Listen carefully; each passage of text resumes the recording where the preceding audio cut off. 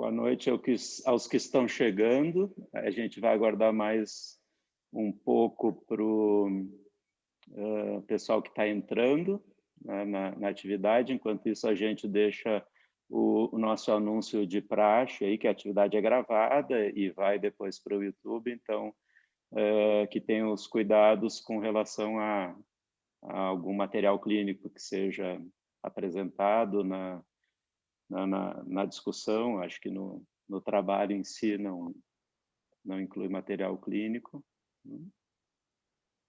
Não, esse não tem.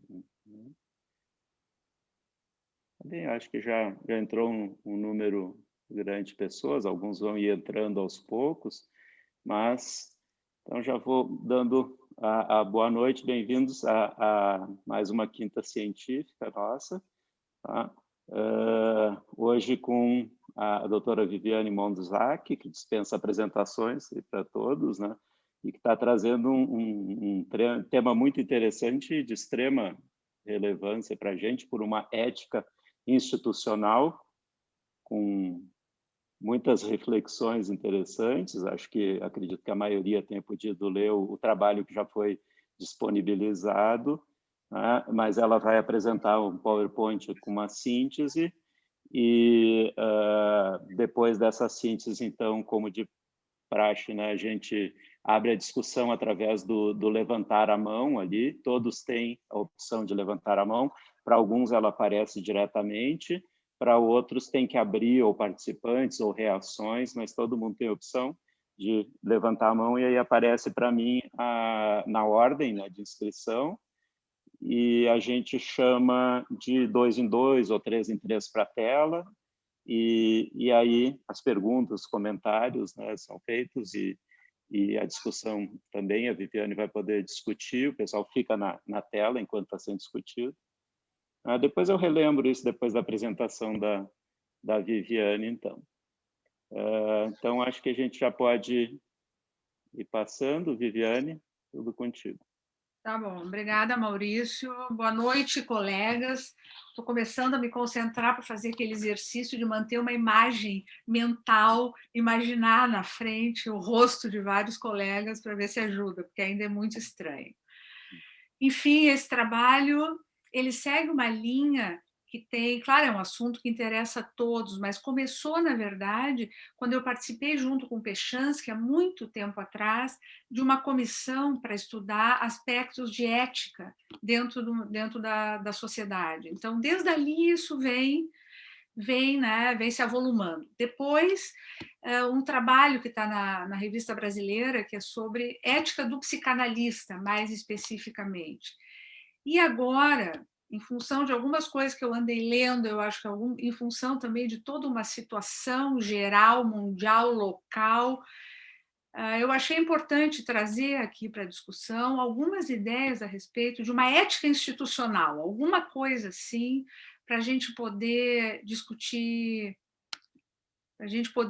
juntos. Deixa eu só arrumar aqui para a gente poder começar.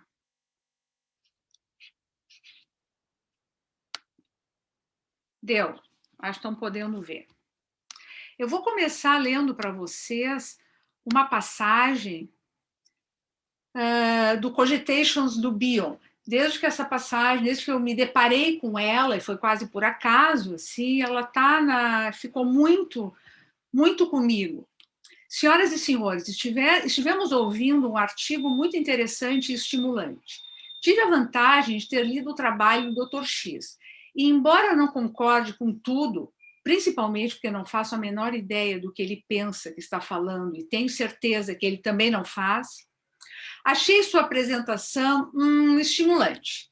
Existem muitos pontos que gostaria de discutir caso tivéssemos tempo. Graças a Deus não temos.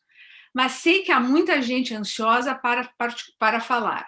Em particular, nossos chatos vitalícios de plantão que ninguém ainda conseguiu silenciar. Continua, não termina aqui. Só achar aqui. No entanto, há apenas um ponto sobre o qual gostaria de ouvir a opinião do Dr. X. Neste ponto, preparo-me para liberar uma das minhas ideias obsessivas favoritas. Não importa que seja irrelevante, também não importa que o Dr. X não tenha qualquer opinião sobre o assunto, ou o que seria improvável que, se ele tivesse, eu quisesse ouvi-lo. Frequentemente me ocorre, e só os coitados da minha sociedade sabem como isso é frequente, que, etc, etc, etc. Bom, dispensa qualquer comentário. Aqui me parece que o Bion faz um alerta com muita ironia, né, sobre um determinado clima, situações que todos nós conhecemos. E, na verdade, nos alertando da importância de um olhar permanente para o funcionamento de nossa instituição e dos climas que são gerados pelo conjunto de todos os membros. E a forma como nós vamos incorporando os desafios e as pressões que nos obrigam a repensar o que está estabelecido. O processo de assimilação dessas pressões e dos desafios não se dá na velocidade em que eles são gerados. A gente sabe isso não só na prática clínica, né, nas mudanças técnicas, em questões teóricas, como também no funcionamento das instituições. Cada nova situação que surge, há sempre uma dimensão ética. Falando rapidamente, houve uma época que não dar recibo era uma questão ética gravíssima. Eu peguei essa época. Depois houve um momento em que alguma coisa passou e mudou no imaginário da sociedade. Eu não vou entrar agora aqui em detalhes, são várias questões, em que mudou a maneira, enfim, ou pelo menos alguma forma de se pensar sobre isso. E agora, mais recentemente, né, o que antes estava em discussão e prós e contras, e se é ético, não é ético, o que seria atendimento online, nós estamos aí com isso ainda para discutir e ver até onde vai e quais são os limites. São exemplos. Nos nossos tempos, tem se discutido se a gente vive uma crise ética, se existe alguma crise ética específica dos nossos tempos. O que, enfim, não dá para a gente discutir agora em todos os detalhes. De qualquer maneira, sempre que a gente se aproxima desse tema, se parte de uma ética humana básica, que poderia ser resumida em consideração pelo outro, básica, né, como seria um princípio elementar. Existe depois uma categoria, enfim, a gente pode imaginar, de uma ética de cada profissão, que é diferente, que tem detalhes diferentes. E por que não a gente pensar numa ética institucional? Eu estou usando aqui porque eu não vou me deter a discutir em detalhes ética moral, não. Porque isso eu acho que seria outra proposta. Então, só para a gente saber, o conceito de ética que eu estou usando é o trazido pelo Levinas, como posição e como postura fundamental, como modo de escutar e falar ao e do outro na sua alteridade. Uma ética compreendida como abertura, respeito, resposta e propiciação ao outro. Trata-se, de fato, muito mais de uma disposição ao convívio acolhedor, mas nem por isso tranquilo, com o inesperado e o irredutível, que caracteriza a alteridade, do que da formulação de regras prescritivas que pudessem determinar condutas, mesmo que estas sejam necessárias. Por que eu estou trazendo o Atlan?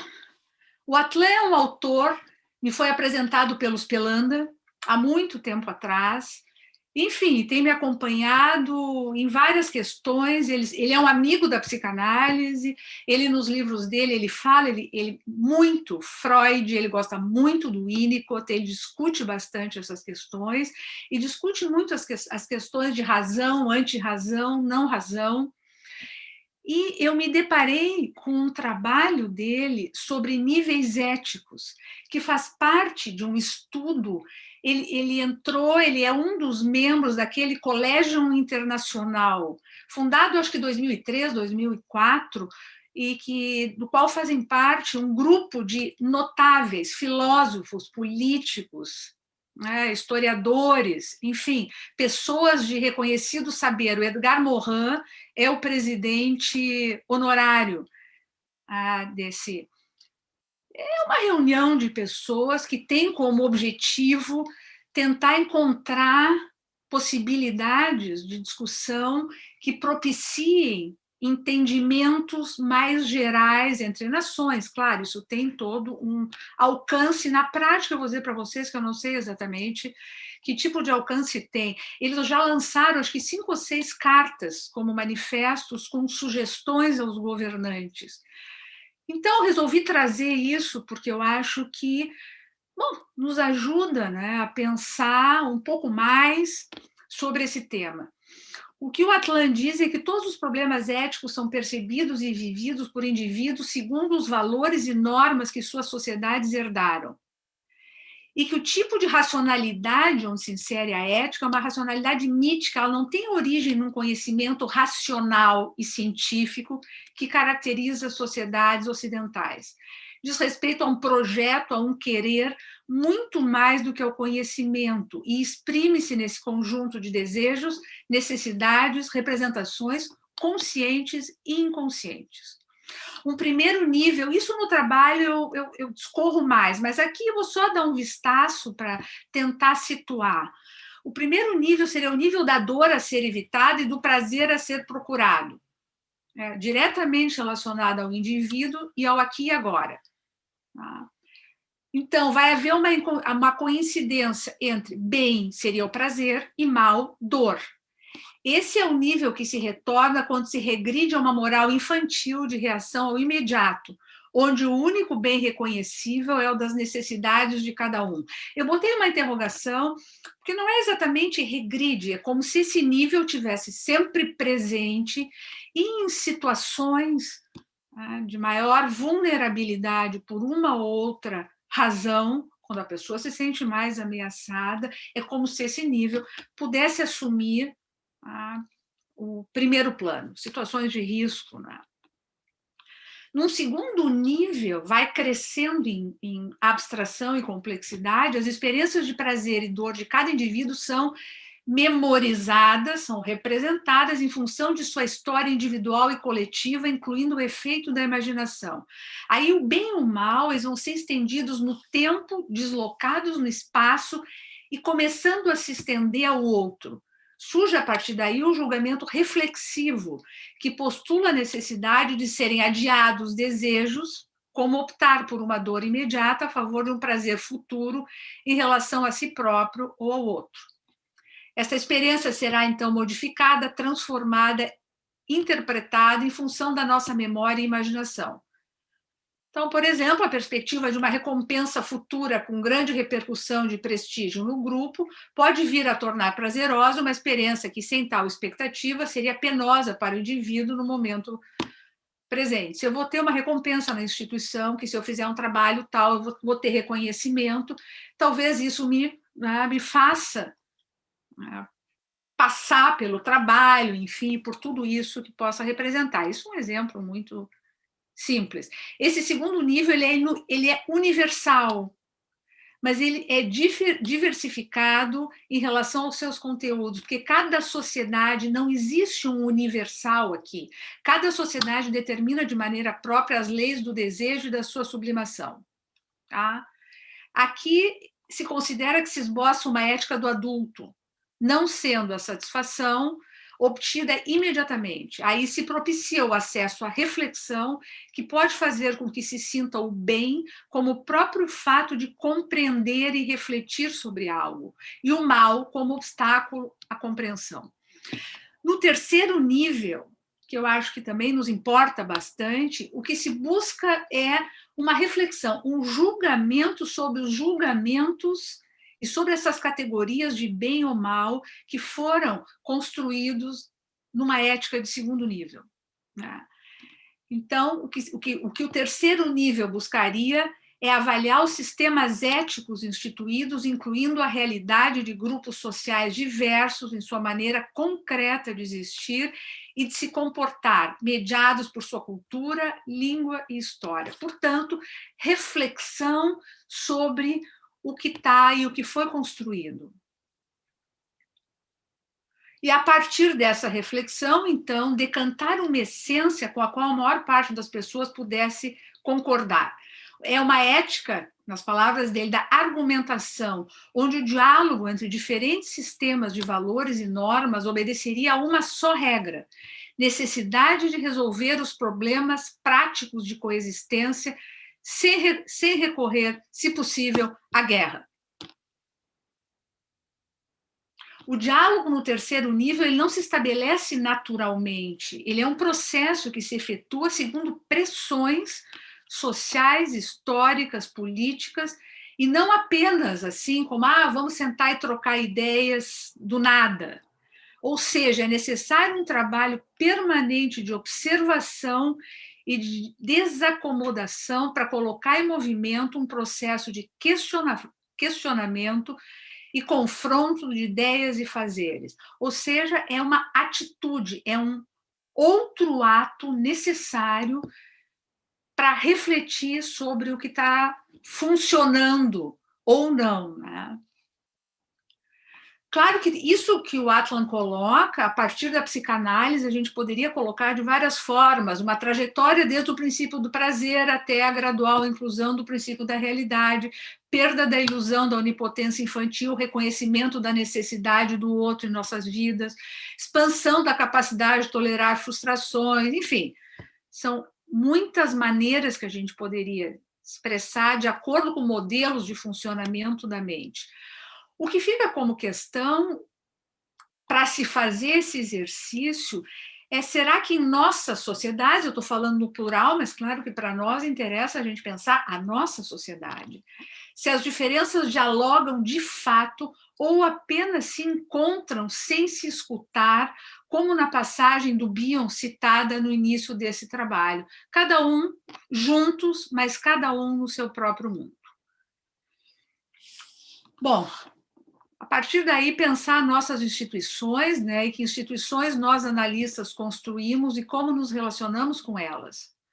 A gente sabe que grupos provocam ansiedades primitivas, principalmente se eles funcionam com regras superegóicas muito rígidas, incrementando ansiedades paranoides, mas também tem um papel organizador e continente, quando conseguem funcionar como um grupo de trabalho, onde todos podem se reunir em torno de uma tarefa comum e que dá uma sensação de pertencimento. Na prática, no entanto, quando a gente está envolvido no processo grupal, é muito mais difícil esse olhar, que seria quase como um olhar que pudesse de fora observar. Porque seguimos humanos, né, com necessidades narcísicas, fragilidades e inseguranças, buscando formas de poder, dificuldade em aceitar o outro com suas diferenças, competições e rivalidades. Ser analista, de maneira nenhuma, se espera que ao longo do desenvolvimento e com muita análise, novos recursos possam ir se agregando, principalmente para que as questões narcísicas, que eu acho, de danos e de riscos, de perdas narcísicas possam estar menos presentes no grupo. Mas, inevitavelmente, há uma necessidade de princípios, e aí fica aquele limite, o que seriam princípios básicos norteadores, e essa migração de princípios básicos para a construção de determinadas regras, para organizar essas necessidades e esses desejos conscientes e inconscientes. E, ao mesmo tempo, ter presente que, inevitavelmente, vai surgir desejo e também necessidade de transgredir essas mesmas regras estabelecidas. Portanto, a gente tem em mente essa dinâmica entre poder e transgressão, é sempre essencial para compreender o funcionamento das instituições e sua relação com narcisismos individuais e as repercussões coletivas disso. Isso no trabalho eu desenvolvo um pouco mais, mas aqui, senão isso vai ficar muito longo e a gente não vai poder discutir. Bom, a questão do poder é muito difícil de definir, tendo uma conotação positiva e negativa, e como aponta o Foucault, como uma pessoa que se dedicou, todo mundo sabe, a estudar isso em detalhes, o poder não é um objeto, ele sempre envolve uma relação que precisa ser diferenciada de uma relação de domínio. Numa relação de poder, existe a possibilidade de uma resistência. O poder que é organizador, ele aceita diferenças, dialoga com elas e abre alguma porta para transgressões. A transgressão, que eu acho que fica nessa dinâmica, também tem um duplo sentido. Transgredir a lei, que é aquela lei que impede o crescimento e que só oferece a ilusão de manutenção da onipotência. Então, essa transgressão é salvadora e constitutiva do humano, como bem está descrito no mito, né, da maçã e da transgressão já na Bíblia. Mas, dependendo, também pode representar uma impossibilidade de seguir regras de convívio. Então, cuidar sempre tem que ser presente. Vocês veem, se anda sempre, como se andasse sempre num fio. Cuidar com a idealização da transgressão em nome de não ser conservador e ou retrógrado. Diretamente ligado a como uma instituição vai poder deixar esse espaço, mas sem precisar idealizar a transgressão só para não ser retrógrada. Se não quisermos ser apenas adolescentes que transgridem pelo sentido do ato em si, de tentar se assegurar de uma autonomia ainda não estruturada, é necessário articular a transgressão com a linguagem organizada que possa ser contrastada, para poder ser contrastada, né? O que eu quero mudar dentro do que já existe? Então, não basta conhecer o que impulsionou a transgressão, é necessário captar a inteligibilidade do sistema contra o qual a transgressão torna-se necessária. Cada instituição tem a sua história e ela se constitui a partir da história, né, toda, e qualquer mudança ou transgressão não é igual e não se dá da mesma forma, dependendo da cultura, da história e da cultura de cada instituição em cada momento. Se uma instituição perde a sua capacidade transgressora, ela se mobiliza. Por exemplo, apego a algumas regras que muitas vezes já perderam sentido e são mantidas em nome da necessidade de normas organizadoras. Eu me lembro de situações assim, tá, mas como é que se faz isso? Ah, sempre se fez assim. Tá, mas então vai seguir fazendo? É, sempre se fez assim. Não quer dizer que precise mudar, mas esse sempre se fez assim, de alguma forma, fecha a possibilidade, sempre se fez, talvez tenha que começar a se fazer diferente ou não, essa possibilidade. Num desenho ideal, caberia à instituição tolerar e organizar a transgressão para que ela possa ser articulada com o conjunto de normas existentes, sem, nós sabemos, esquecer que mudanças assustam. Logo, instituições tendem a ser conservadoras, mais ou menos, e o Bion desenvolveu isso bastante, né? O potencial disruptivo da ideia nova, que precisa, de alguma forma, ser contida. Não abafada, não é nada disso, mas as instituições têm um papel de poder decantar, fazer alguma coisa com isso, para que o potencial disruptivo da mudança, né, e da ideia nova não cause ruptura. Eu trouxe aqui porque também isso também é do Atlan, porque o Atlan também ele se dedica a estudar. Claro que de anos mais, alguns anos atrás, já de mais anos, muito baseado na experiência francesa, né?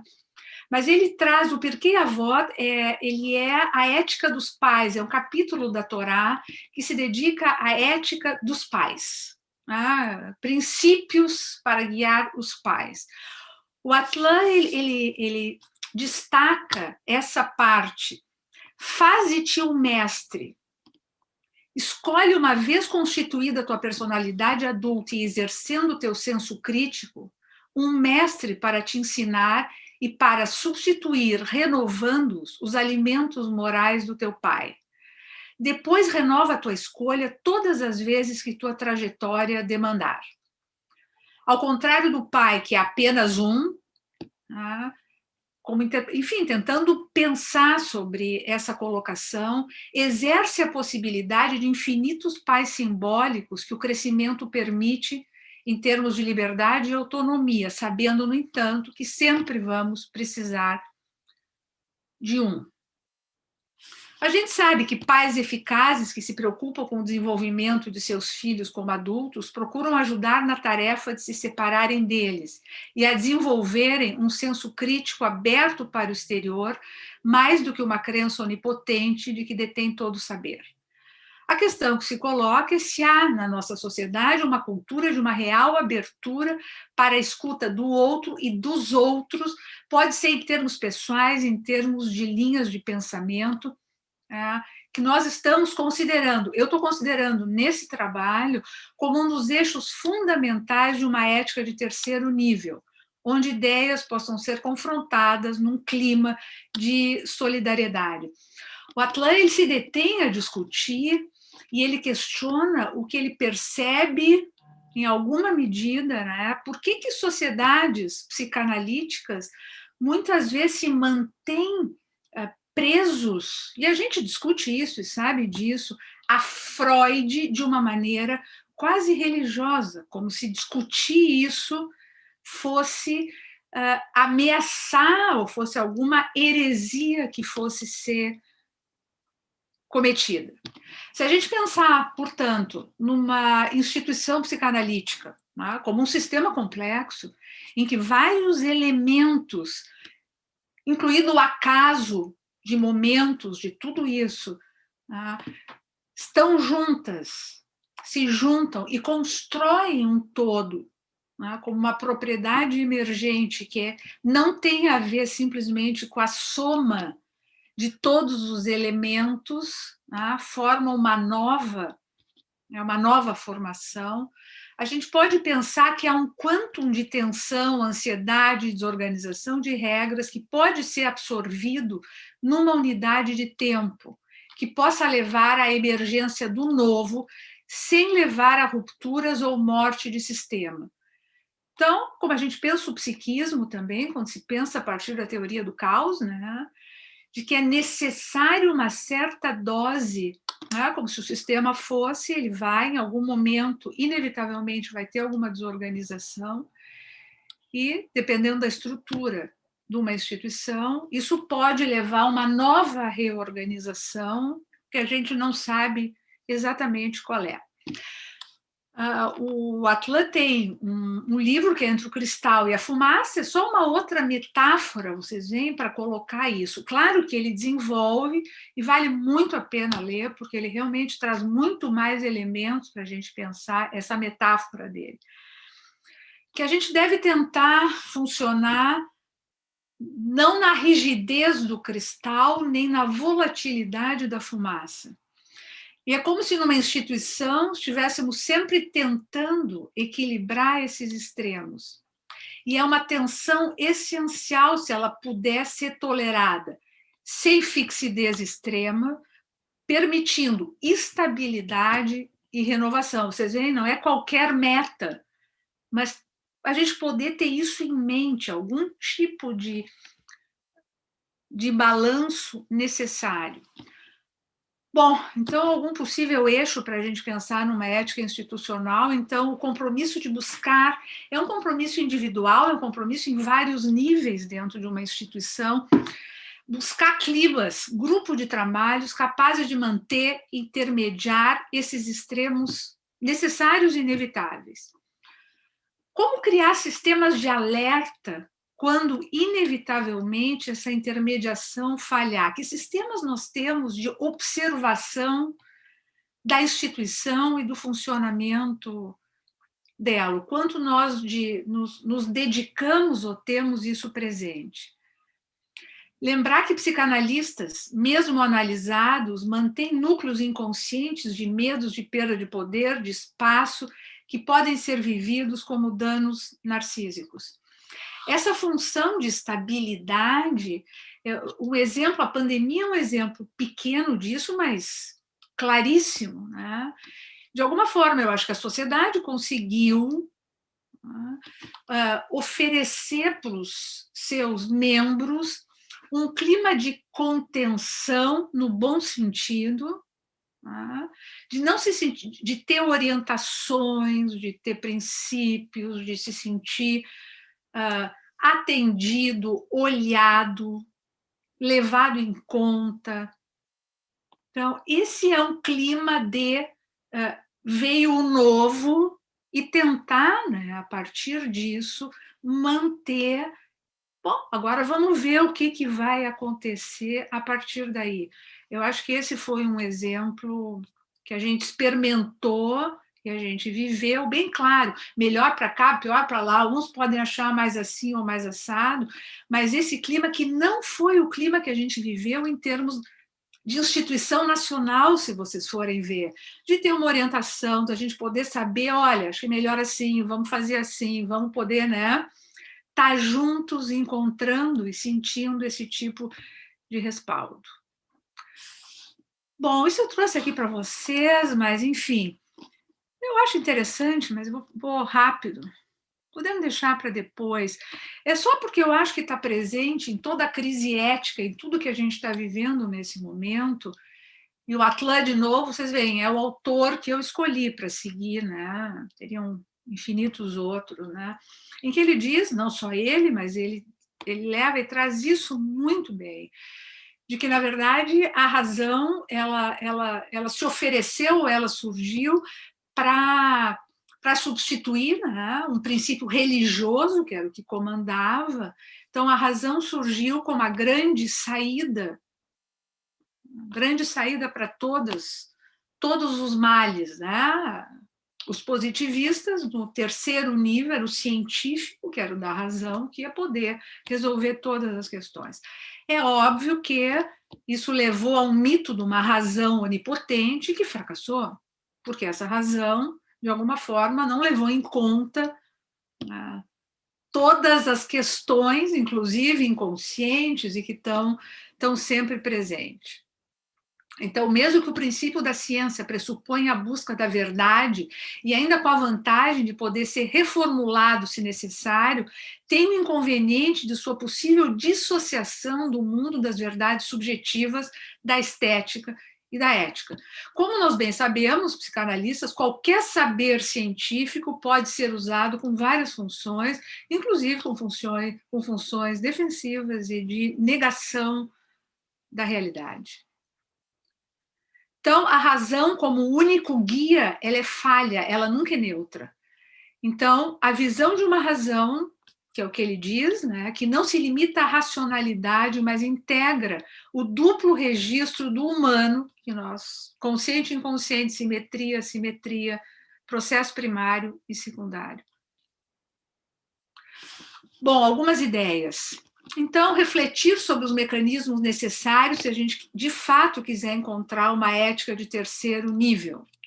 A necessidade de um trabalho permanente, não só de organização, por exemplo, de atividades científicas ou planejamento de formação psicanalítica, etc., né, que são objetivos das nossas instituições, mas também de encontros capazes de estimular que seus membros pensem sobre sua instituição, seus objetivos, em debates que não visem imediatamente a tomada de decisões, mas o exercício da escuta do outro. Assembleias que precisam votar alguma coisa é outra coisa.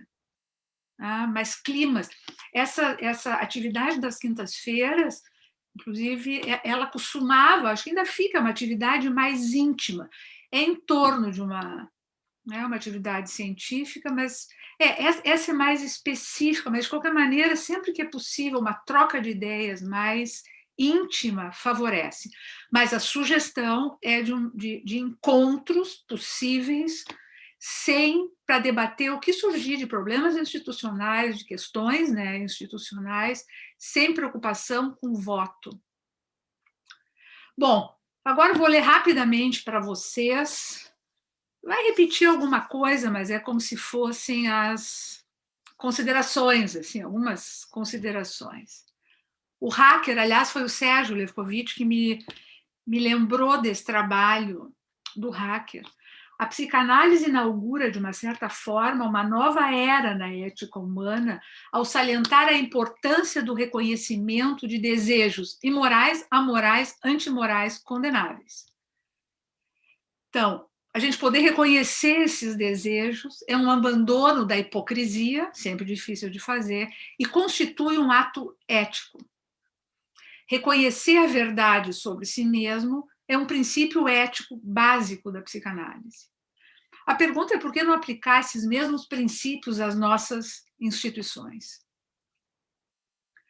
A ética freudiana articula, entre outros aspectos, autonomia e liberdade com a aceitação da realidade. Sujeitos autônomos devem reconhecer e distinguir entre o mundo dos seus desejos e a realidade do mundo no qual existem outros. Esse reconhecimento expõe nossa dependência de outros para nos tornarmos seres autônomos e torna essencial que a ética inclua solidariedade.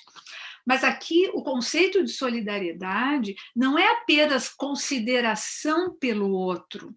Essa solidariedade, essa ética de solidariedade, é realmente a constatação de que nós precisamos do outro como pré-condição para um viver. Ele vai dizer criativo, mas eu acho que não é para um viver. Então, vocês veem, não é uma ética da bondade, não é isso. Então, quando se fala, inclusive, de questões de meio ambiente, destruição, é toda uma ideia que falha de que, na base, somos todos seres humanos e nós compartilhamos e dividimos a mesma terra, a mesma coisa. E que eu preciso do outro, isso para, de fato, ter a minha existência em nível individual, familiar, social, no nível que a gente quiser. A gente precisa de instituições, no sentido de que nós também precisamos dessas organizações. O que é discutível, eu sei. Então, a construção de uma ética de convivência que carregue o cerne da psicanálise requer um trabalho constante de construção, vigilância, reconstrução, readaptações, crises e discordâncias. O eixo central, então, dessa discussão sobre uma ética institucional, que eu procurei trazer, é um enfoque, poderíamos buscar outros, repousa na possibilidade de uma escuta que reconheça o outro em sua alteridade e na nossa inescapável dependência desse outro na nossa existência. Bom, não é uma busca que se dá sem resistências, maiores ou menores, de acordo com as condições de cada um e das culturas geradas por um determinado grupo de pessoas num determinado contexto sociocultural. Sociedades psicanalíticas também têm suas próprias construções míticas. Por exemplo, formamos um grupo de pessoas analisadas e, portanto, o que isso significa? Que todos são maduros, seguros, com uma dose de competição saudável? Que todos têm uma bagagem razoavelmente similar e que compartilham das mesmas ideias sobre sociedade, política, visões de vida? Ou quem sabe que o apreço pela psicanálise possa ser um laço que supere todos os outros obstáculos? Mas para a gente pensar se essas não são construções míticas. Se queremos que nossas sociedades continuem vivas e criativas, precisamos, então, de um olhar crítico e atento para o seu funcionamento, e talvez de uma ética de solidariedade como pano de fundo. Só coloquei que mesmo esse substantivo solidariedade deixa margem para divergências. Solidário em relação a quem, a que, como. É uma solidariedade intra-instituição, se expande para além dos seus muros. Você tem limites, quais são os limites de cada construção humana, de cada agrupamento, como se ele tivesse que poder sempre definir o seu alcance e os seus limites, e questionar isso. Bom, claro que são questões que eu acho que todas não podem ser respondidas assim, né? Tem vários enfoques, mas a gente tem que ter um clima receptivo para propiciar climas para que isso possa ser discutido. E eu acho que a gente não pode se omitir de encontrar algumas respostas, mesmo que elas sejam provisórias. Eu digo isso porque aquilo que tem se falado muito, de que a resposta, a gente sabe, é a desgraça da pergunta, claro, isso é lindo e a gente entende qual é o sentido, de que qualquer resposta que feche e que limite a reflexão é um inferno. Agora, eu acho que isso não pode servir para que a gente evite buscar respostas, desde que a gente saiba de que elas são parciais, elas não são absolutas, elas podem ser hipóteses para serem testadas e podem ser revisadas. Então tá, pessoal, é isso. No texto, acho que aqui ficou tudo muito, eu acho que muito assim, talvez um pouco solto. Vamos ver se a gente pode discutir, né? E aí ir adiante. É isso aí, Maurício. Obrigado. Bom, obrigado, Viviane. Então, pessoal, lembrando de novo, então, vamos se inscrever para os comentários, questões, enfim, através do levantar a mão ali. Por enquanto, a gente tem 2 inscritos, o Gustavo e eu mesmo, Gustavo Soares. Então, Grayson, por favor, vamos chamar o Gustavo e o Rudiero também. Ok.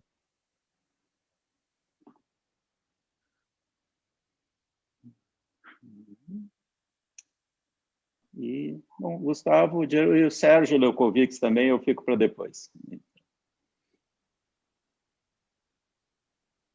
Certo. Eu já chamei o Dr. Gustavo, mas ele não está aparecendo aqui.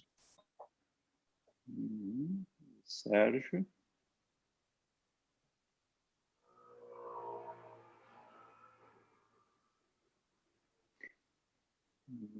Oi. Tudo bom, Sérgio? Tudo bem. Bom, o Gustavo talvez tenha caído aí, então vamos passar para o Sérgio, depois o Rudiero, talvez ele consiga entrar de novo. Sérgio? Eu primeiro? Tá.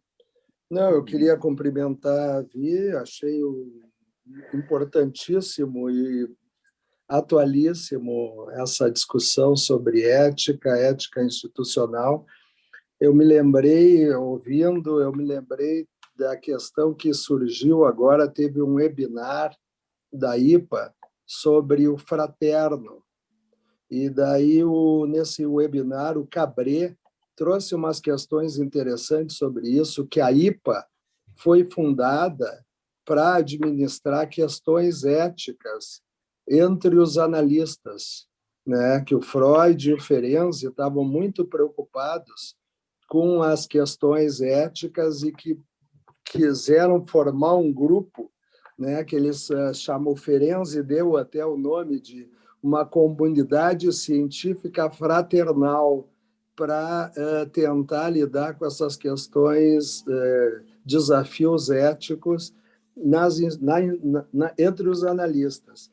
E eu achei interessante isso, porque isso traz um novo componente para essa discussão, que é a situação da fraterna, do complexo fraterno, né, que aparece nas instituições psicanalíticas, e tem uma questão ética envolvida nas relações fraternas, que eu acho que é interessante. E o Paul Ricoeur descreve muito bem isso, que ele acha que a ética das instituições psicanalíticas tem que ser baseadas, como tu mostrasse bem, mas ele coloca isso em 2 palavras-chave, que é amizade e respeito, né? Isso aí seria, vamos dizer, os núcleos básicos, duros, né, da ética das relações psicanalíticas.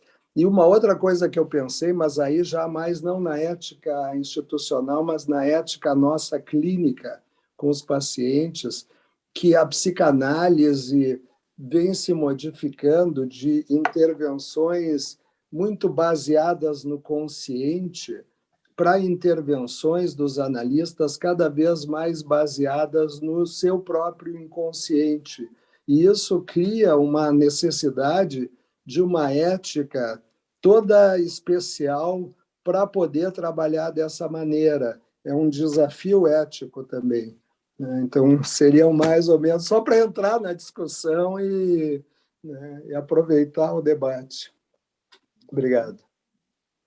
Viviane, prefere responder individualmente ou comentar, ou a gente... Eu acho que pode ser, não, posso, não sei, o que tu acha melhor, Ou, Maurício? Como tu ou, achar? não, contigo. Quem sabe, então, Rudiero também, e aí tu Ah, pode fazer os comentários. tá bom. Bom, primeiro também te cumprimentar, Vi, não só pela qualidade, vamos dizer assim, de reflexão que tu trazes, e muito bem fundamentada, né, com autores que realmente nos fazem pensar, mas também te agradecer, inclusive, pela oportunidade que tu trazes da gente discutir um tema que eu acho que é nevrálgico nesse momento, né? Eu acho que é nevrálgico porque a gente tem assistido no mundo inteiro, nos últimos tempos, uma polarização tal entre posições antagônicas que tiram a possibilidade, vamos dizer assim, de ter esta solidariedade no sentido que tu trouxesse, né, de entender que nós somos todos uma espécie humana, vamos dizer assim, que tem que sobreviver na Terra e tem que encontrar formas, vamos dizer assim, de conviver, mas tem levado a uma polarização onde o outro não só não é escutado, como o outro é visto como inimigo, né, como adversário. Quer dizer, que é um sentido totalmente oposto a esse da solidariedade. Teria inúmeros pontos que tu trouxesse que eu gostaria de comentar, Viviane. Inclusive, eu estava com pena de me inscrever agora para falar, eu ia deixar para me inscrever depois, porque a gente, nessas reuniões virtuais, a gente não tem a informalidade da presencial, onde a gente pode, de fato, dialogar, entrar várias vezes na discussão e pedir a palavra de novo. Então, mas enfim, mas eu vou te dizer algumas coisas que eu pensei nessa linha que tu traz. Primeiro, eu acho que a ideia que tu trazes de criar espaços institucionais de diálogo sobre essas questões de convivências, de diferenças, de ideias diferentes, eu acho que é genial, tá? E eu acho que está caindo de maduro, que é algo que tem que ser feito. E eu me lembrei, né, que a gente tem trabalhado como sponsor, né, vários de nós, em sociedades que estão se criando, e a gente tem acompanhado situações de sociedades onde tem um establishment dominante, né, que pode ser por uma questão de poder ou por uma questão de uma teoria dominante. Tu mencionasse algumas, que Freud é a teoria, mas pode ser qualquer outra, né? Quer dizer, uma teoria kleiniana predominante ou qualquer outra forma de um establishment rígido que impede não só o aparecimento da nova ideia, né, mas o desenvolvimento das pessoas, vamos dizer assim, por caminhos diferentes. E muitas vezes são sociedades que se rompem, e se rompem justamente por causa dessa rigidez institucional em relação a essa possibilidade de acolhimento da nova ideia. E aí, claro, eu me lembrei muito do Bill, que tu mencionasse, né, quando ele diz da relação do establishment com o místico, né, ou com a nova ideia, né, com o portador da nova ideia. Quer dizer, ou o establishment é suficientemente continente para se transformar com a nova ideia e crescer junto, né, com a nova ideia, ou o continente se rompe, né, ou a nova ideia é sufocada e é expulsa, vamos dizer assim, do ambiente institucional. Então, eu acho que essa discussão ela é fundamental porque nós corremos o risco desta polarização que a gente vive na nossa sociedade e na política em geral, de que isto entre para dentro da instituição e que se perca a possibilidade de escutar o outro como uma forma de enriquecimento de mim mesmo e de enriquecimento institucional.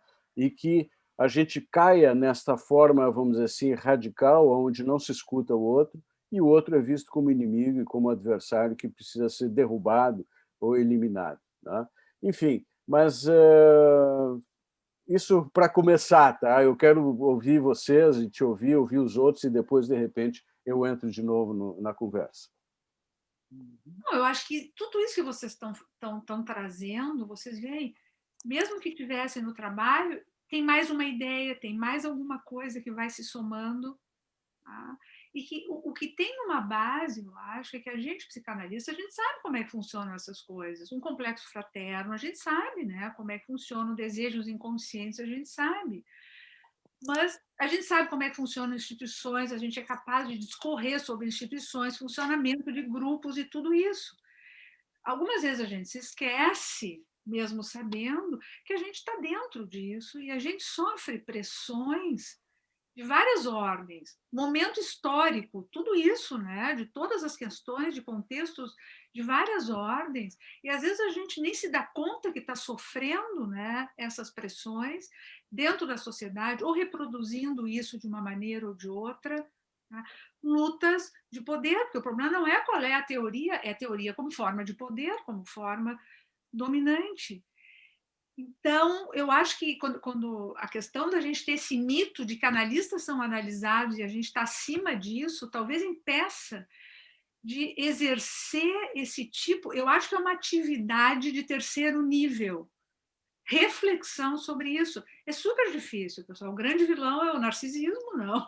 Os narcisismos que ficam, os restos que vão ficando e vão se formando, né? Vão sendo decantados mais ou menos, e a ideia é essa, é a ideia de instrumentos que possam favorecer esse olhar. Uhum. Quando eu trouxe aqui, eu acho que é fundamental que sejam climas que não precisem ser votados ou definidos imediatamente, que sejam discussões que possam se dar sem essa tensão num primeiro momento, até que se possa, né, evoluir. Então, mas... E o Sérgio trouxe também, tem as questões, cada questão tem uma dimensão ética, cada questão dessas, clínica, institucional, tem, né? Tem alguma coisa, mas que a base é realmente consideração pelo outro, mas como alguém essencial. Isso sim. Só dizer para vocês, a Mônica Vorsheimer acabou de me mandar aqui um WhatsApp para me dizer, ó, está assistindo, que eu errei e que o Pirkei Avot não é da Torá, é da Mishnah. Eu sempre me confundo, então só para... Eu me confundo um pouco com essas divisões, então fazer a correção aqui do meu engano. Tá bom. Nós temos a Ineida e eu mesmo aqui, que estou inscrito. Se o Sérgio e o Rudiero quiserem ficar na tela também, para a gente... Né? E só uma coisa, Rudiero, para todo mundo, assim, todo mundo pode se reinscrever quantas vezes quiser, certo? Não tem problema nenhum, pode entrar e voltar, estejam em casa. Então... Oi, Neida. Sou eu, Maurício? Sim. Oi, gente.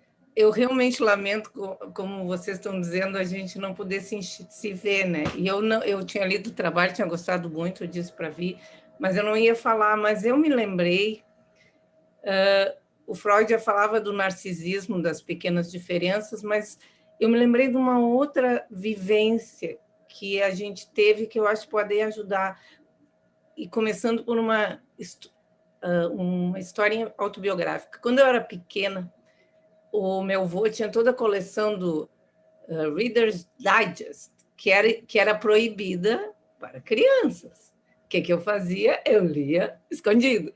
E ali eu li uma história que eu nunca me esqueci, eu devia ter 11 anos, que era na Primeira Guerra de Trincheiras,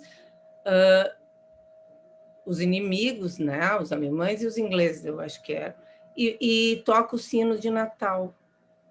E aí eles começam a sair das trincheiras e se encontram. E eram todos jovens, eu nunca me esqueci, um mostra para o outro a foto da namorada, o alemão mostra para o inglês mostra para o alemão. Até saiu um filme depois que vira um jogo de futebol, mas isso aqui eu estou falando de lá de 1960 e poucos. E eles conversam e é muito bem escrito, vai aparecendo que eles são os mesmos. E aí, quando acaba a janta de Natal, cada um volta para sua trincheira e continua se matando.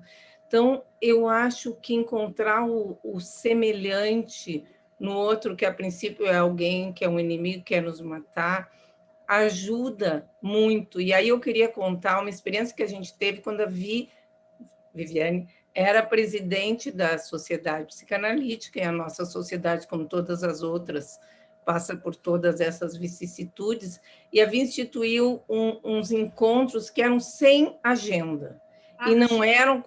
No Instituto, quando era Instituto, diretora do Instituto. No Instituto. E a minha sugestão, depois e eram encontros sem agenda. E eram encontros que a gente debatia coisas. E eu acho que ali foi um momento da solidariedade poder acontecer. E acho que a gente deveria pensar em poder fazer isso de uma forma mais ampla. Quem me conhece sabe que eu insisto que nós escrevemos e não nos lemos, e que temos coisas muito boas para nos ler. Então, talvez fosse de pensar em a gente ter, o Maurício, diretor científico, enfim, mas se pensar em fazer reuniões nossas amplas com todas as categorias para conversar sobre o que a gente acha, o que é psicanálise, o que ajuda, o que não ajuda, sem compromisso. Eu só queria destacar que a experiência, a vivência daquelas reuniões, eu acho que nos aproximou. Sabe por quê, Neida? Tinha comida. Claro, tinha comida. Vim fazer um café da manhã maravilhoso, e o nosso regime ficava totalmente furado, era um horror. Mas era isso, eu queria... Não, a gente está brincando, mas, na verdade, é porque também a gente está cheio de reunião, e a questão, você não vê, é entupição de reunião, porque senão não é isso. Mas eu acho que essa é a ideia, não é uma reunião, é um encontro para pensar juntos. E eu acho que isso é uma coisa... Amizade e respeito, que o cara diz ali. Mas sabe o que é, pessoal? Na verdade, quando eu fui reler O Mal-Estar na Civilização pela milionésima vez, no ano passado, em função do seminário, é impressionante quando a gente lê aquela visão. Na verdade, estavam gozando que eu ando muito pessimista. Não, mas é que a natureza humana, de alguma forma, ela não dá nenhum elemento para que a gente fique otimista. Esse trabalho que é o óbvio, consideração pelo outro e tudo, que é tão bonito e não sei o quê, isso é uma construção de toda a vida. É uma construção que não se para nunca de fazer. Ela é uma construção que vai no sentido completamente oposto do desejo da gente manter aquela ilusão de onipotência infantil, de que a gente não depende de ninguém, que a gente e dá conta de tudo, vai na direção oposta. Então, é um trabalho realmente, e acho que dentro de uma instituição, não é o que a gente tem que esperar como óbvio. A gente tem que esperar, tá, que se possam favorecer esses climas, distensionar e ver elementos para que isso possa se dar de uma forma agradável, não pesada, distensionada, dentro do possível. Acho que é ver esses mecanismos, que como é que a gente pode desenvolver, né, pequenos mecanismos de observação.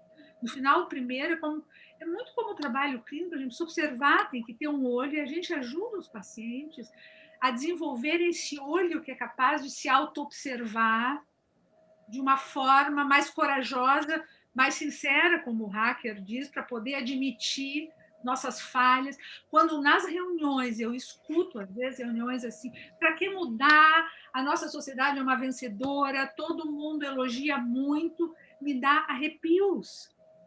Mesmo que tenha elogios e tenha muitas coisas para ser elogiado, não é que isso não exista, mas esse discurso que aí não olha e não diz, não, temos isso, muito bom, temos aquilo que talvez não esteja. Vai dizer que dá uns arrepios em vocês isso. Claro. Maurício, deixa eu só fazer mais um comentário. Vamos chamar o Calixa para ficar junto, mas fiquem todos. Tá. Falou da gente desenvolver. Vamos... Não, só uma coisa que eu me lembrei agora, que no meu trabalho sobre intimidade, eu falava da sinceridade do analista, né? Que o Meltzer desenvolve muito o tema da sinceridade.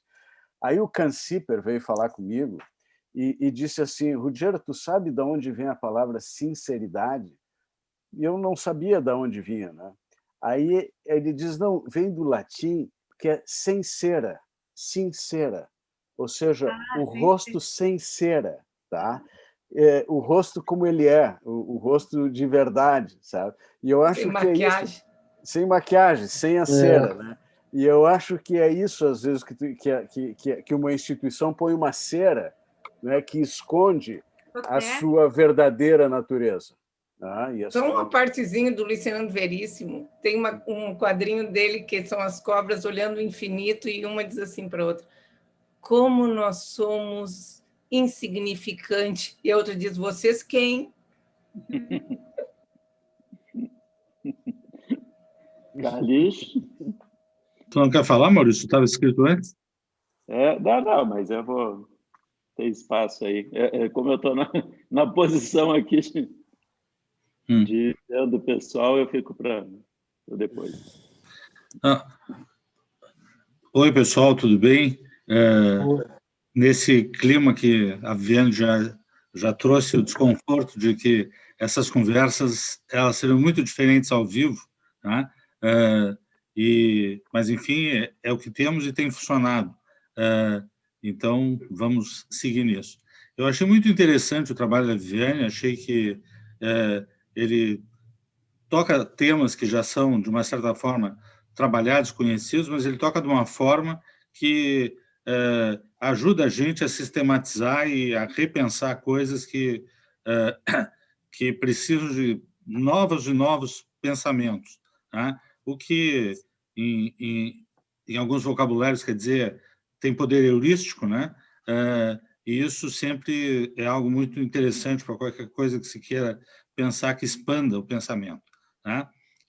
É claro que a ideia de um terceiro nível reflexivo é o que a gente espera, né? E de uma certa forma, a Viviane abriu na gestão dela, na direção do Instituto, aquele espaço de reflexão nos sábados, né? E muitos outros espaços têm sido abertos com essa característica, né? O problema é que as questões que podem ir adiante, eu acho que são questões que vão ficar sempre focadas, né? O que tem a sua vantagem, mas as questões institucionais que complicam, na verdade, né? Elas são muito mais ligadas ao que a Viviane disse do narcisismo, né? E a gente não pode esquecer que, quando o funcionamento de um grupo tem um predomínio do elemento narcísico, a regra é da autossobrevivência, né? E na regra da autossobrevivência, esses termos, amizade, solidariedade, proximidade, sinceridade, eles se tornam, na verdade, objetos de uso, né? E aí, ao invés das coisas serem verdadeiramente sinceras, elas são, de uma certa forma, intencionalmente moduladas como sinceras, né? E isso vai tornando as coisas cada vez mais complexas, que é o problema que eu gostaria de levantar, né? Porque nós temos uma complexidade em qualquer agrupamento humano, e as sociedades psicanalíticas, eu acho que tem até mais do que outras sociedades, né? Porque vão entrando elementos que alguns dá para a gente trabalhar e outros não dá, né? Outros não tem mesmo uma reunião de terceiro nível. Elas evoluem, elas expandem, mas elas trancam nessa mesma coisa, né? E eu acho que isso que eu disse agora sobre o nível narcísico que retorna à autossobrevivência, né, e faz com que todos esses termos fiquem sem significado verdadeiro, né, ele precisa ser pensado junto. E eu queria ouvir a opinião da Viviane sobre isso, porque eu achei o trabalho ótimo, as ideias do Atlas estão super bem sintetizadas, né, e ajudam a gente a pensar coisas interessantes, mas institucionalmente eu gostaria realmente de saber como lidar com a vamos chamar assim, com a encrenca do subterrâneo, né, com aquilo que não só se instala, como permanece, e dependendo da cultura institucional, né, isso vai ganhando um freio que é muito além do freio do jogo de poder simples, né? O jogo de poder simples é dizer assim: Freud é quem sabe tudo e a gente é freudiano e acabou, e quem não é isso está excluído, né? E isso, de uma certa forma, é um jogo que, para para o momento atual da sociedade, se tornou um jogo até simples, né? No jogo complexo, a gente até aceita que qualquer coisa é diversidade, mas a diversidade é a favor do narcisismo, no fim, né? É a favor da manutenção de algum tipo de domínio de um sobre o outro, né? Que é diferente, como a Viviane disse, de poder, né? Então, gostaria de ouvir a Viviane sobre essa ideia. Não, Calixto, eu acho que se eu passei alguma ideia de que esse é um processo, vamos ser solidários e vamos ser amigos e vamos ser sinceros que tudo vai acontecer, mas acho que não foi essa a ideia, de maneira nenhuma. Não. Eu acho que não foi. Eu acho que tu tem razão, tem complexidade que as coisas assumem, porque se formam por pressões de vários níveis, e depende do grupo. Vocês já devem ter visto, às vezes, tem turmas em escolas infantis, se formam turmas em que se reúnem, por exemplo, um grupo de crianças com determinadas características, e os professores sempre descrevem que as turmas são diferentes. Se formam determinadas combinações, claro que tem a influência da professora, da escola, do meio, de todas as pressões, se formam determinadas culturas muito complicadas. E são diferentes, uma turma é diferente da outra. E acho que, às vezes, Calixto, a gente sabe disso, a gente tenta, na verdade, seriam que mecanismos a gente pode usar, o Rogério lembrou, sinceridade o máximo possível, mas o problema é que todas essas coisas que nós todos, psicanalistas, enaltecemos, concordamos com tudo isso, nós somos humanos, e as análises dão conta até um certo ponto dessas questões, de riscos, né, de se sentir menos de tudo isso, de precisar de formas de sobrevivência. Então, acho que muitas vezes a gente já assistiu, tem momentos de fracasso desse sistema que pode levar a rupturas e que não dá conta. Tá? Não é possível conciliar algumas coisas. Agora, qual era a grande questão? Que todos se analisassem muito e bastante, digamos. Mas a coisa não é tão simples assim. Talvez a única proposta, como concreta, é que exista uma preocupação e um olhar que eu acho que existe. Eu não estou dizendo que ela não exista. Eu não estou dizendo, nunca fazemos isso. Mas quem é que falou? O Calixto disse, não tem nada no trabalho aqui que seja novo. Tem uma tentativa de sistematizar e trazer isso quase como se fosse para o foco. A gente tem que pensar sobre essas coisas e pensar com cuidado, porque instituições são importantes, a gente precisa delas, e a gente realmente precisa, então, ver o que a gente pode, né? Essa questão, a gente estava brincando, não é ficar fazendo reuniões, assim, não é isso, mas pessoal, vamos tentar ver o que é possível resgatar. E muito difícil, hoje em dia isso é muito difícil, realmente, porque tem uma pressão de um clima muito forte, assim, que caracteriza um pensamento primitivo. Tudo ou nada, bom, ruim, é aquela ética de primeiro nível. Os que estão comigo, a gente pode dar vários nomes para isso. É bom e o outro é ruim, né? Que é mais primitivo do que isso, mocinho e bandido. É próprio funcionamento de um pensamento primitivo. Bom, eu estou inscrito há tempos aí, acho que agora dá para permitir, a gente pode ir chamando. Ruggiero, o teu microfone está fechado. Não, eu queria fazer só um comentáriozinho breve, mas eu posso fazer depois de ti, Maurício. Não, tá. Esteja eu acho que esse alerta que o Calixto traz, eu acho que é fundamental, né, dos aspectos narcísicos inconscientes, né, que sabotam, vamos dizer assim, esta ética, vamos dizer assim, de terceiro nível. Eu acho que é algo que está sempre presente, algo que nós temos que lidar, mas eu acho que esse próprio espaço e essa própria reflexão trazida pela Viviane, tá, eu acho que abre um espaço de reflexão sobre esses problemas. E mesmo que não vá solucioná-los, e mesmo que eles sigam persistindo, eu acho que é um esforço, vamos dizer assim, de reflexão nesse outro nível, vamos dizer assim, que a gente possa refletir sobre os nossos próprios julgamentos a respeito de nós mesmos e dos nossos colegas. E lembrando as experiências que a Eneida trouxe do sábado de manhã, eu me lembro assim de que havia ideias e interesses muito diferentes nessas reuniões, mas eu acho que se avançou, né? Eu acho que se avançou, né? E se pôde, vamos dizer assim, absorver algumas novas ideias dentro do funcionamento do establishment, sabe? Então, eu acho que mesmo que hajam esses entraves, ou que haja esses entraves, eu acho que temos que criar esses espaços, tipo esse aqui que está acontecendo hoje.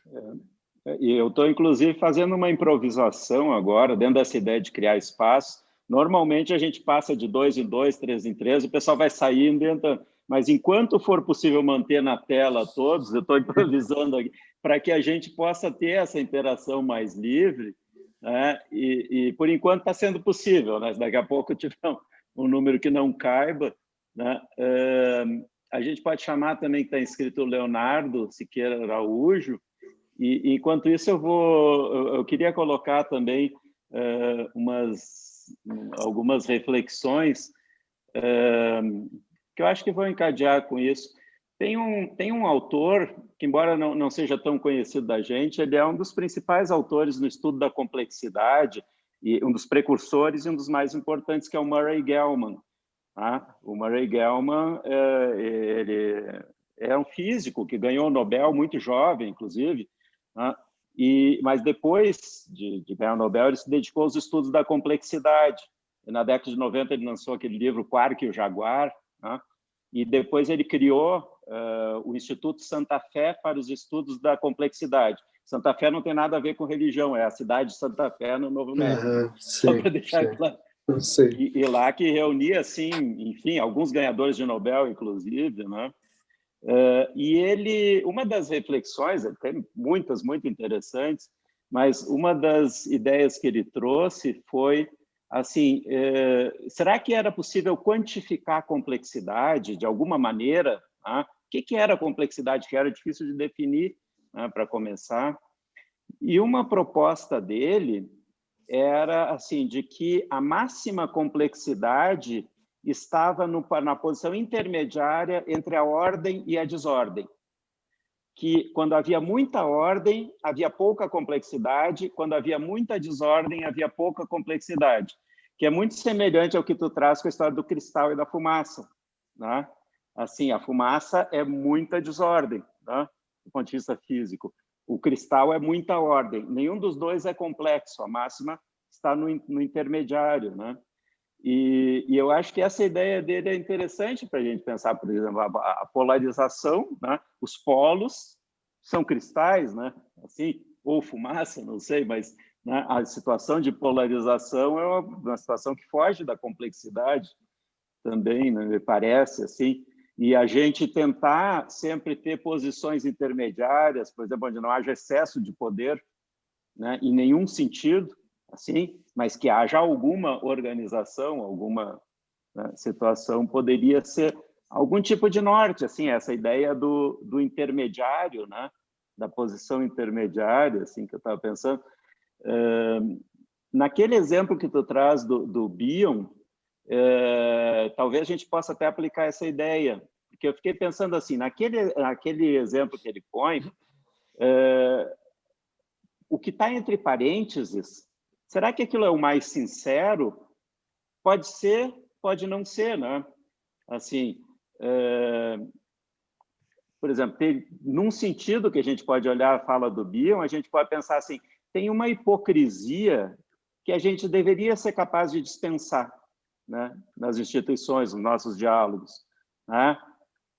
Mas, por outro lado, a gente tem que ter algum grau de monitorização do próprio narcisismo também, quando falo, né? Então, naquele diálogo ali, o que está entre parênteses pode, ora, ser mais sincero, ora, ser puramente narcísico, né? Assim, então, é difícil, né, de saber onde é que há mais sinceridade, onde é que há um exercício narcísico puro, né, que a gente tem que monitorar também. né? Então, talvez a ideia é essa da gente sempre pensar em estar ali mais ou menos num grau intermediário, oscilando, né? Não prender em nenhum. Enfim, bom, tem mais algumas coisas aqui que eu pensei, mas eu acho importante, Maurício, isso que tu traz, porque a gente conhece o funcionamento do processo primário, a gente sabe como é que ele funciona, a gente sabe que o pensamento, quanto mais primitivo, mais ele tem que se organizar em categorias bem definidas, como as crianças têm que fazer, mas isso depois tem que se desenvolver, simplesmente porque a realidade não é simplesmente, ela não se organiza assim, as crianças precisam separar para se organizar. Então, a gente sabe disso, que sempre, porque um extremo precisa do outro para se constituir. Sempre que nós estamos diante disso, nós estamos diante de um pensamento, né, com bases muito primitivas que a gente nunca abandona completamente, mas que normalmente a gente consegue sair. E o que eu acho importante que tu disse é que mesmo em termos de sinceridade também pode ser usada de várias formas. Se a gente pensa na coluna 2 do Bion, qualquer coisa, até a verdade pode ser usada para negar a verdade.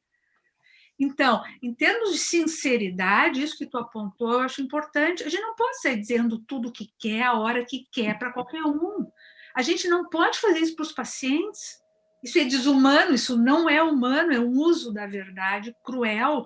A gente não pode, numa reunião, dizer tudo que a gente pensa do fulaninho ou do ciclaninho. Então, acho que isso que tu trouxe, de que tem que ver uma adequação, inclusive de sinceridade. Eu me lembro, no início da minha primeira supervisão, eu comecei com o Roberto Pinto Ribeiro, e não sei, o paciente, não sei o que, dizia umas coisas também, porque era muito sincero, e uma hora ele me disse, não, isso aí já é falta de educação. Claro que mas ele estava querendo dizer, não, tem um limite, tem uma hora, né, que se ele diz isso lá para a namorada, o cara está sendo um grosso mal educado, isso aí não. Então, eu acho que é importante essa noção de algum equilíbrio, dificílimo, né, da gente conseguir, mas lá sei eu, a gente tem que tentar, né? Eu acho que sabendo pelo menos como um norte, né? Um norte que isso, um farol, né? pelo menos um sinalzinho que a gente usa para a gente mesmo chegar e dizer, pô, tá demais esse negócio. A gente começa a odiar alguém, tem que tocar um sinalzinho de que isso é um problema. Se a gente começa a idealizar alguma coisa assim, a gente tem que tocar um sinal, puta, isso aí tá alguma coisa, né? Tá primitivo nessa organização. Posso dizer só uma frase antes do Leonardo, me dá licença, Leonardo. É a seguinte, a gente não pode esquecer que o desenvolvimento não é linear, né? Ele vai por oscilações, por isso que eu estou mais com o Rudiero do que com o Zé, que eu estou mais otimista. Eu acho que a gente avança. A gente não pode esquecer que é por oscilações e que é muito mais seguro estar nos extremos, que não entra dúvida, né? Vamos passar para o Leonardo. Oi, boa noite. Eu estou vendo todas as pessoas comentando que não podem se ver pessoalmente, mas para mim acaba sendo uma pequena felicidade que me possibilita estar aqui, mesmo estando muito longe, né? Aqui em Belo Horizonte, sou membro aqui da Sociedade de Minas Gerais. E, bom, queria parabenizar, né, Viviane, que eu conheci muito pouquinho no Peru, já há muito tempo, né, na minha época de candidato ainda, pelo trabalho, que eu achei muito interessante. Eu fisguei o assunto no boletim da FEPAL e, como eu gosto muito de confusão institucional, eu quis participar, com certeza. Mas, bom, eu queria bem rapidinho colocar algumas questões.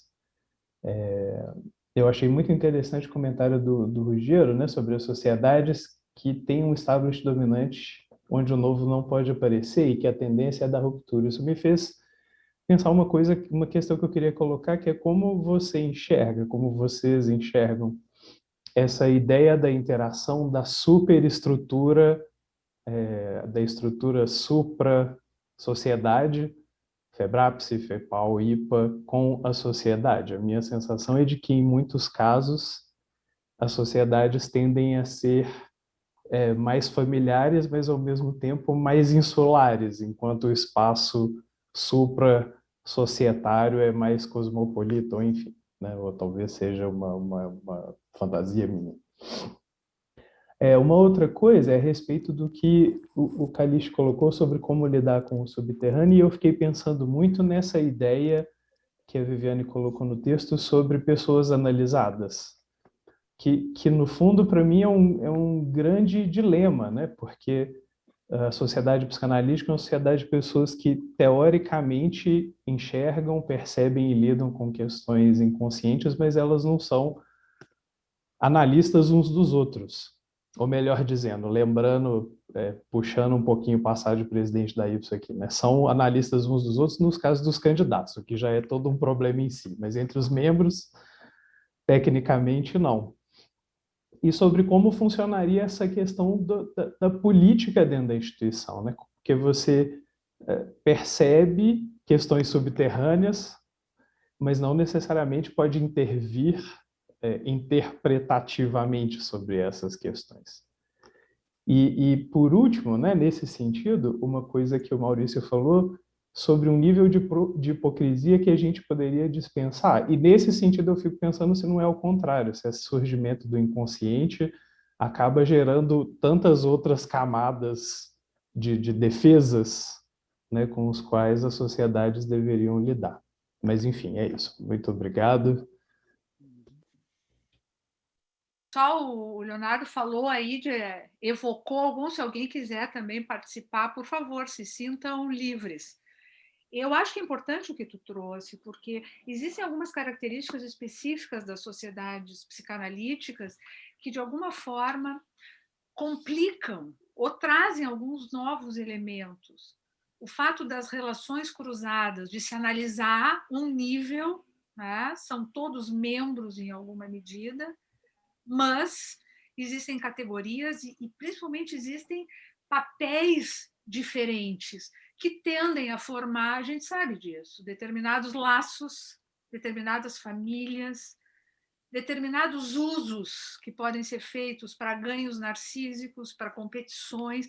Tu vê em vários níveis. Acho que nas sociedades psicanalíticas, em outras sociedades, às vezes é mais fácil, as pessoas se dizem mais as coisas, conseguem fazer críticas mais facilmente com educação, mas conseguem criticar trabalhos, conseguem fazer isso.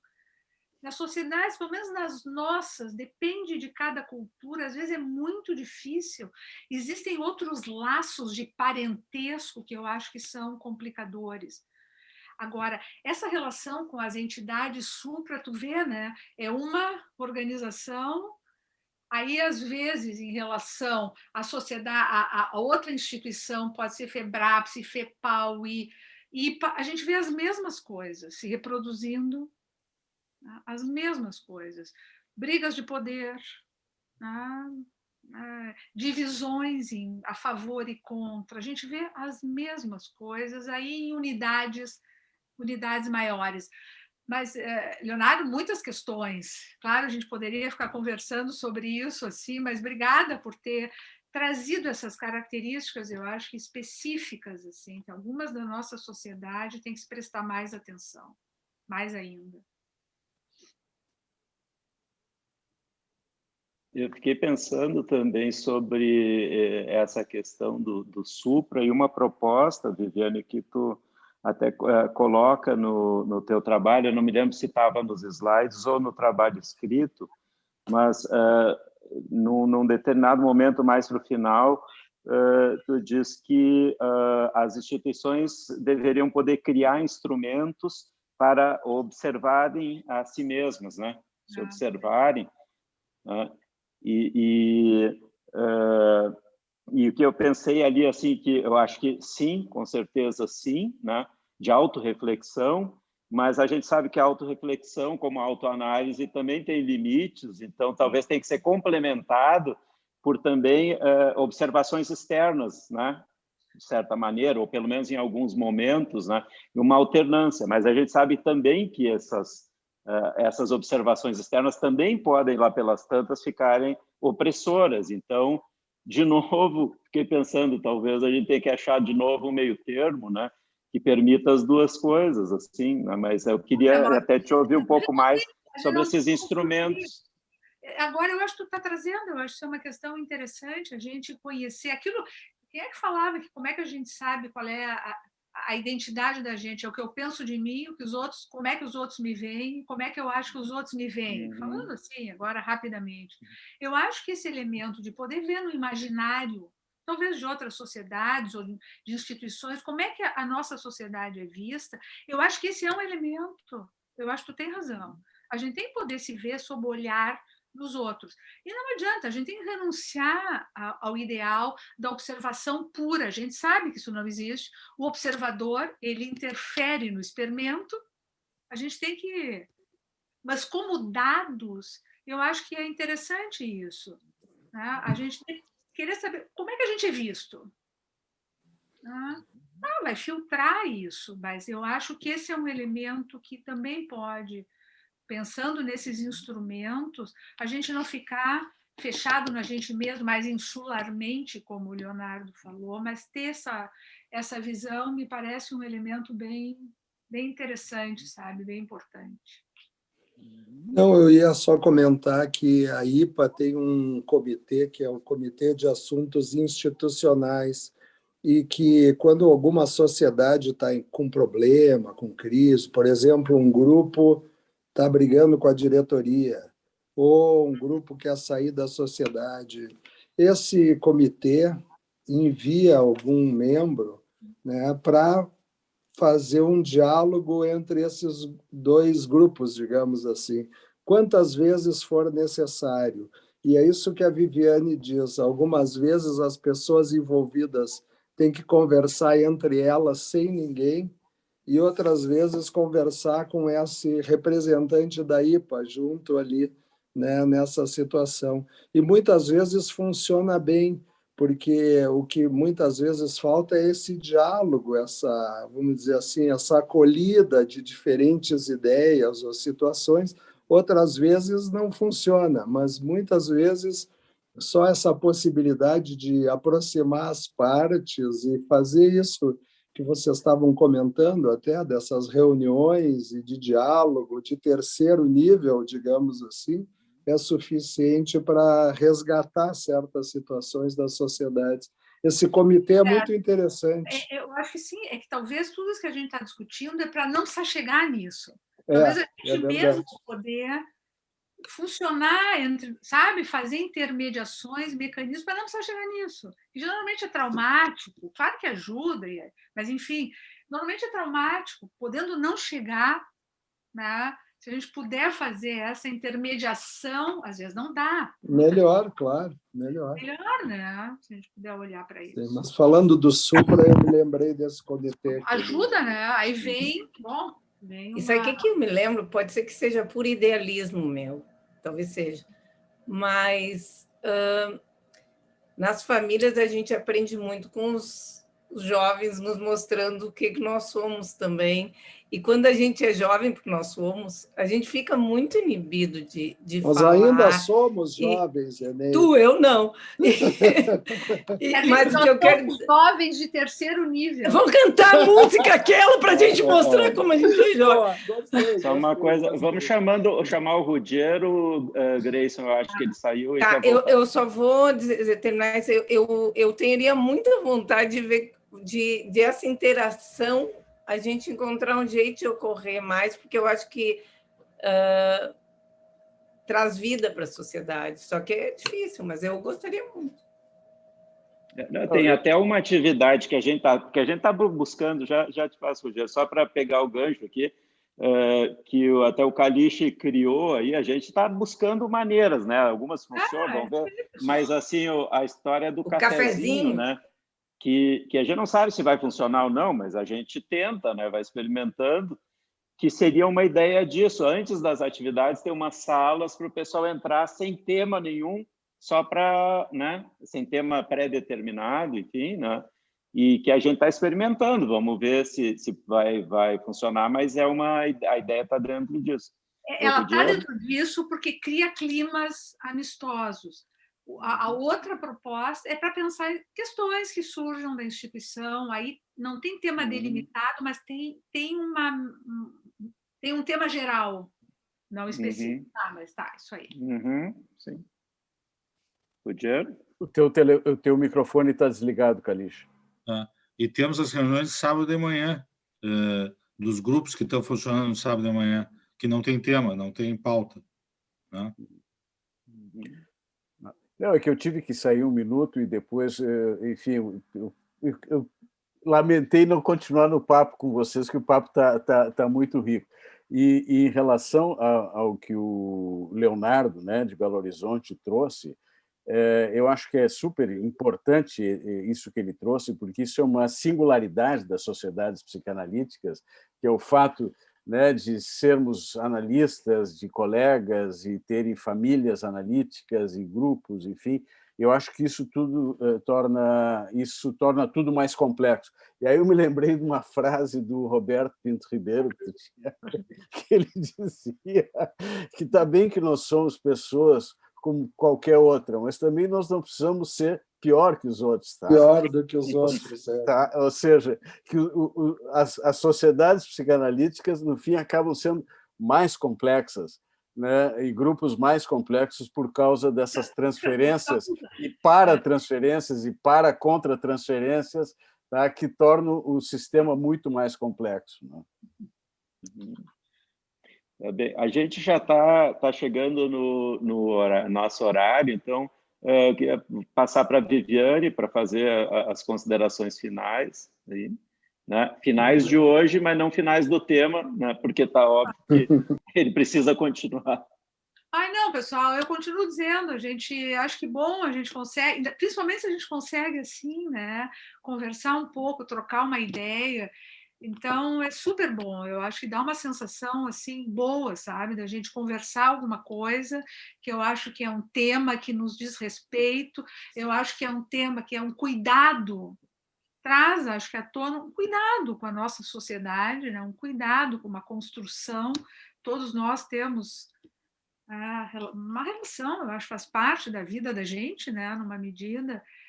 Então, agradecer a todos, foi muito agradável, para mim foi super bom poder trazer as ideias e poder olhar e a gente poder discutir, foi realmente muito obrigada. Tá bom, a gente te agradece, então, e a todos que participaram e que estão conosco até agora. Acho que vamos ter umas fériasinhas agora um pouco e depois, em agosto, a gente retoma com as quintas científicas. Então, boa noite a todos. Tchau, até mais, pessoal. Até a próxima.